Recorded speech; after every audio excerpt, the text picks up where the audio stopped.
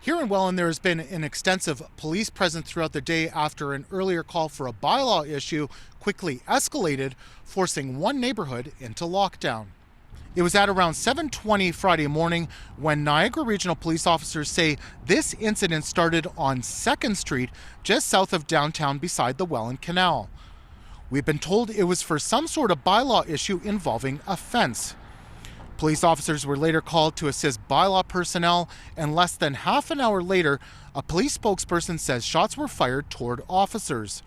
One of them was struck in their protective vest, prompting those officers to return fire. It's not exactly clear what led up to that exchange, but there are no other reports of injuries. We've been told the individual on the property involved has been contained, and our cameras were able to see officers out front along with some sort of tractor. Here's more on what happened. One of our officers was hit.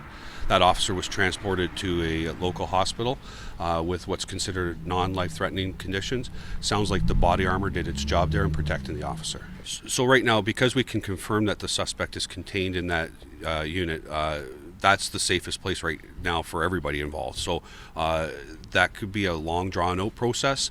It could come to a resolve in the next little bit.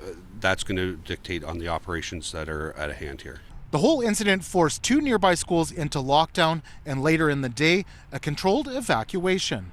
The Welland Hospital was also locked down for a while. A shelter-in-place order for nearby homes was put in place, but during our time here, we've seen people out walking about, and authorities are urging those residents to keep an eye out for updates and to heed safety advice.